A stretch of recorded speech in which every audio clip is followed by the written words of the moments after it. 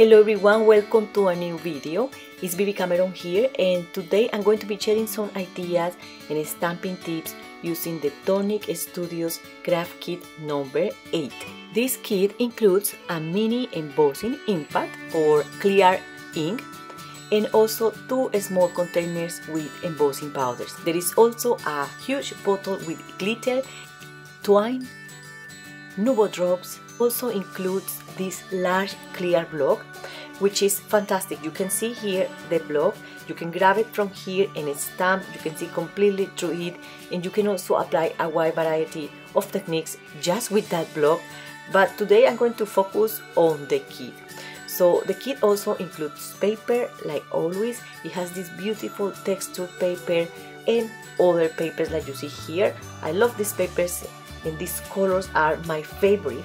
However, you know, when I sit crafting, I just feel in the mood to use one color or another.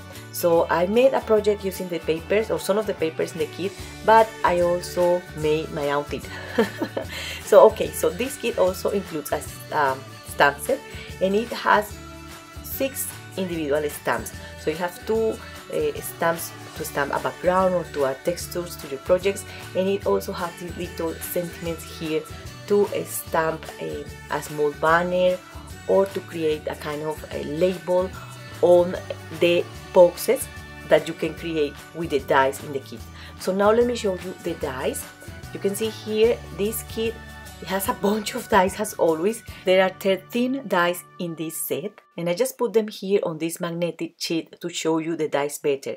So you get these 2 dies here to create a very basic box design. Of course, you can start creating and making different things with those dies. There is 5 small decorative dies, which are these ones here, and with these ones you can die cut this panel on the boxes. So all those panels are there. So this means that you can create 5 different box designs right there. So 3 intricate die designs to die cut this area of the boxes here. So there you have an option to create other 3 box designs. Something about these dies is they don't have a die cutting edge. For me, it was a very good surprise when I die cut this paper just to try all the dies, and I saw that they don't cut a perfect edge around that intricate detail. That means that you can create a whole panel, or you can die cut a whole panel using these dies. So you have 8 panel designs there. Of course, you will have to do a lot of die cutting if you use the small dies, but you can see here more or less. I just made this very quick for you, so you can see more or less how the die cuts looks. You can use the die cuts on a box, or you can die cut the panel to create that intricate detail in the box. So there are many options for you here with this die set, as you can use any of these individual dies to create so many different things. Just to give you an example, I'm going to use this die to cut a piece of paper like so, and then I'm going to use it again, and I'm going to place it right in place there. You can use tape to fix that die to the paper, and then you are going to get a larger panel. All these dies are about 2.5 inch width. So you could create a decorative border or a decorative edge on any paper craft project that measures 2.5 inch width, or depending on the position of that decorative edge, it could be 2.5 inches height.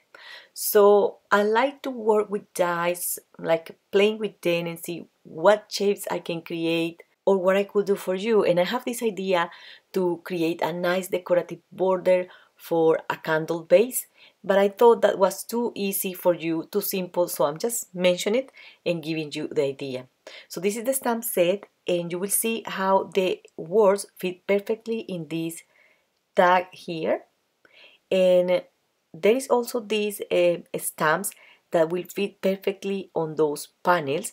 And for the larger panel, all you have to do is to stamp twice and you will be done. So the stamps are also going to give you extra options to decorate the boxes, and depending the cardstock color you use and the ink you use, the sky is the limit.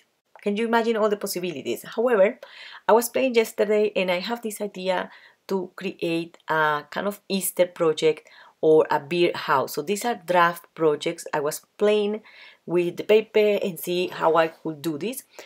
Sadly, I didn't have the chance to finish the projects perfectly for you and try different paper colors, etc. But I still want to go ahead and show you how to use the dies, so in the way I guess they had been designed for, and also 2 alternative ways to create an alternative project like these birdhouses.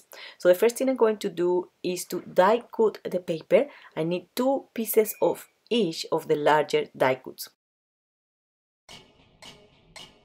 And now I'm going to fold all the scoring lines like so. I'm going to put these 2 small pieces to a side, and I'm going to keep these ones here. So you see they are identical, okay? And now I'm going to rotate them like so, and I'm going to glue them just over the center. I'm going to make sure that I add glue on these little flaps here. I'm using this tape here just for demonstration purposes, but it's ideal to use glue, okay? It's better to use glue to keep those edges firmly adhered. So it's just to be quick, and once I have this done, all I'm going to do is to bend the paper like that and my box is done. So it's super duper mega easy to make this box, okay? You can use a super nice paper or craft paper, any paper. You can add a little tag like that and you will be done. So with this kind of little boxes, you can also create a small storage unit for beads or sequins. You can also go a little bit more chubby, and you can also add die cuts. Honestly, so many ideas. I like very simple projects, and I was thinking that this box will make an ideal wedding favor as well. So now I'm going to grab these 2 parts here, and there is a flap. So where is a flap, you have to add glue, and then I added glue there. And I have to be honest, at the beginning I say, what is this for? Okay, so I just put it together and I add glue in this, or this adhesive there. And when I finished, I noticed this was like kind of a band to wrap around this box, and I say, oh, look at that, this is even better. It's like a match box. So you know, these little boxes are awesome for a wide variety of things. It's tiny, it's 2.5 inches by 2.5 inches, and the height is 1.5 inches. So I just grabbed some flowers and leaves from the craft kit number 5, and I start adding colors with markers, very raw, very quick. I just want to see how it looks. You know, this is very basic. You can add a stamped image, a critter, or you can make the boxes in a nice paper. For example, the paper in the kit, and you will get a nice and elegant box. I sadly didn't have the chance to play with these tools a little bit more and perhaps making better finished samples. I feel these samples are just draft projects. They are a little bit quirky, but I still think that they are good enough to show you the basics of the kit.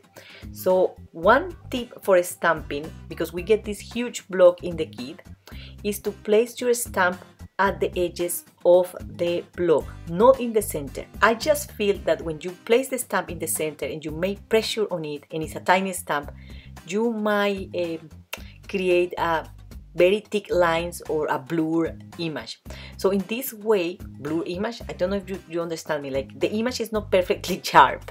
So if you do it this way, you will apply the right amount of pressure and you will get a super nice stamped image. I'm also going to add nubo drops here. I like to tap my box against the table so I get that nubo drop more round and not so pointy. And I also like to add black dots and white dots all over my images, die cuts, or wherever I use is always a black dot on it. I think that adds a nice interesting touch. So this is the first sample for today, and remember this little box measure 1.5 inches height and 2.5 inches width, so it's really tiny. So now let me show you another sample. This was an experiment. I wanted to create a kind of house-shaped box or a little paper house. I used the larger die in the set and I die cut 2 pieces of cardstock. Then I'm going to trim this flap here and the flaps at the side of the box, the little ones here, like that. So once I have this done, the die cuts are going to look like that. So they don't have flaps except for that one in the top. And I'm going to use that flap in the top as reference because that's going to be the roof of the house or the shape of the house. So I'm going to add glue in this area here and I'm going to overlap the die cut like so. So that's my roof and I was thinking in give a little bit of extra strength in that area by doing this. And now what I have to do is to put this together. So I'm going to use this tab here or this area of the die cut here has a tab. And then I'm going to glue the box like so. So there you have the house-shaped box. There are 2 things to resolve here, the button and how to open the box. So then I thought, okay, I'm going to create a slider box. And you will understand me a little bit better when I finish the whole thing. So now let me show you how I made the other part of this box. I'm going to use the medium die to die cut 2 pieces of cardstock, just as I did before in the previous sample. But this time I'm going to die cut that panel instead adding a die cut on top. Went a little bit shrink, but it doesn't matter because that's going to be hidden anyway. So I'm going to die cut that again. I'm going to create a window with that circle die. And using the same circle die and another one a little bit bigger, I'm going to create a frame.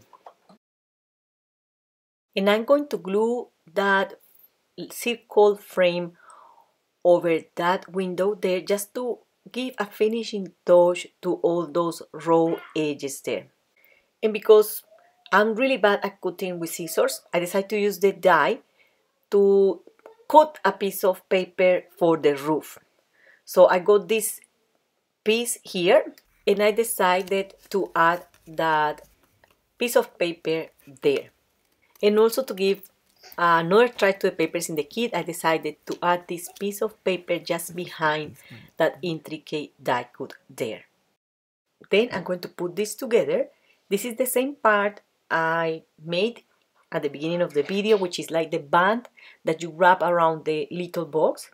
But in this time I also die cut another piece and I'm going to use this piece here to create a bottom for that box. So I'm going to glue this together like so.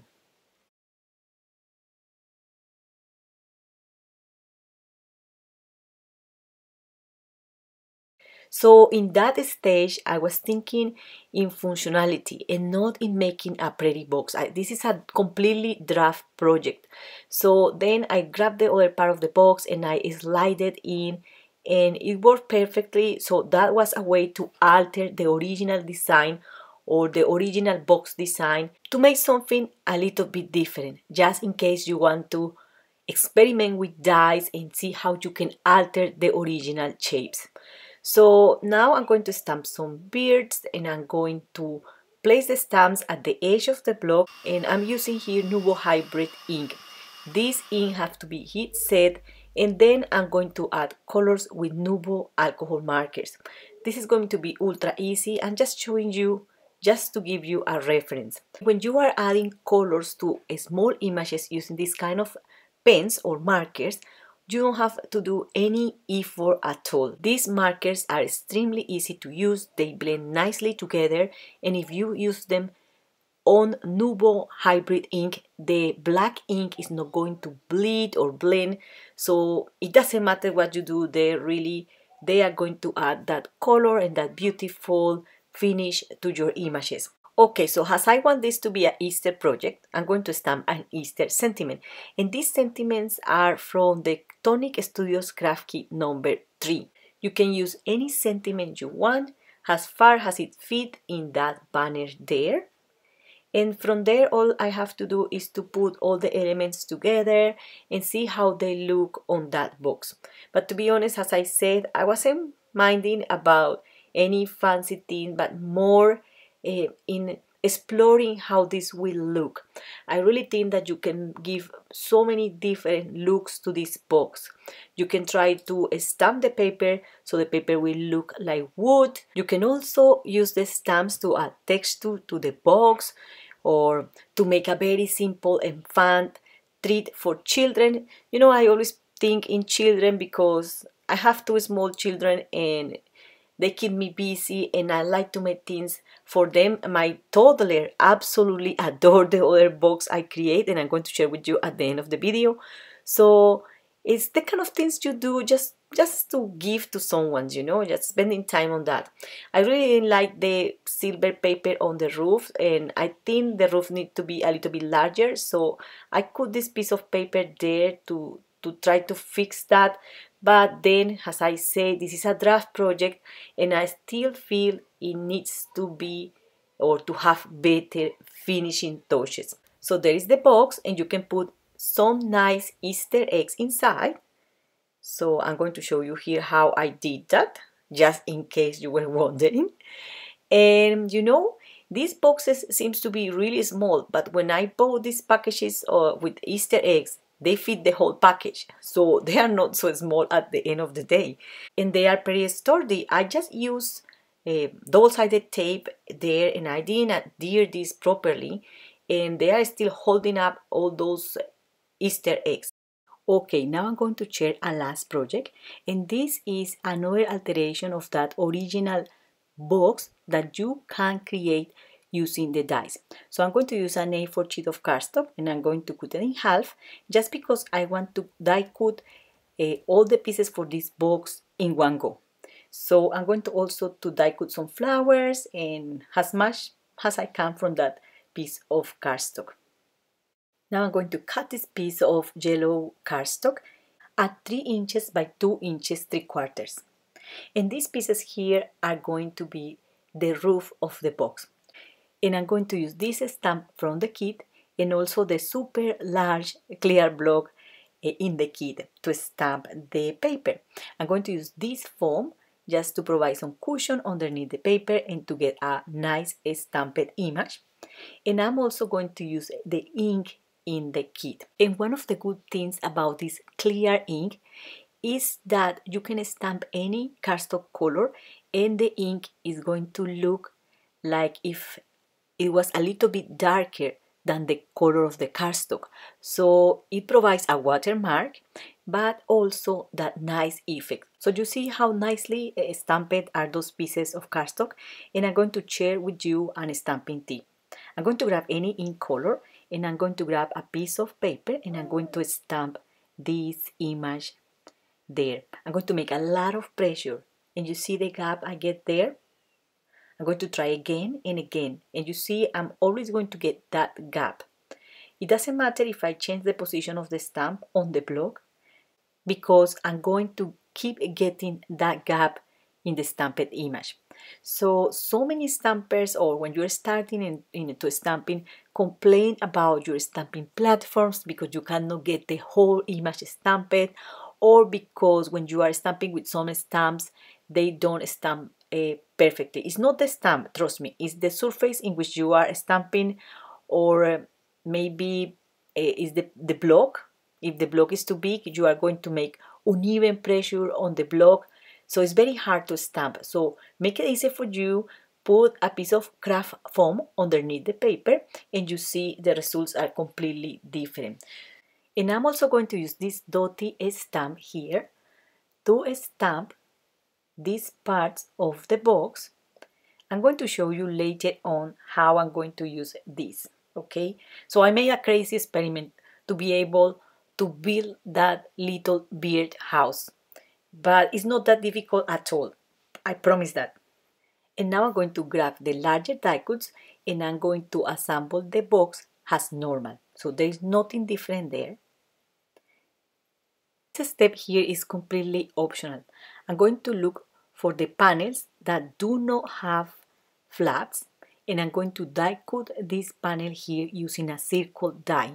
I'm using here the Tangerine die cutting machine by Tonic Studios, but if you don't have a large format, die cutting machine, this panel is going to be too white, so it's better to die cut your panels, or if you are going to do any fancy die cutting on those panels, it's better to do it before sticking everything together. I just want a little window there because this is a birdhouse.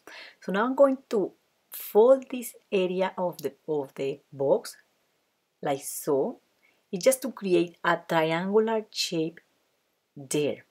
And I'm going to trim this part here just a little bit. And I do the same at the other side. Now completely optional to stick a piece of acetate behind that window. I'm also going to trim this flap here and this one here. Now I'm going to glue the side panels of the box like so. Then I'm going to add an intricate die cut like the one I added for the previous box. I'm not going to show you how to do this because I already showed you in the previous box. And I'm going to trim the die cut like so, so it fits perfectly in the front panel of the box. I just glue this in place, and at this point your box is going to look like this. So you might need extra length of those lateral panels or the side panels to be able to create like the side of the house. So I'm going to use these die cuts here just like this. I tried different things and I think this is the best option I have at the moment. I'm sure you will find another ways to create or alter your boxes, but I'm just going to glue this here. And if you don't like to see that finishing edge there, you can just die cut a square or trim a square that measures 2.5 inches by 2.5 inches, and you can glue it at the bottom of the box just to cover those edges at the bottom. And then I'm going to make sure that these panels are completely stuck to the whole side panels like so.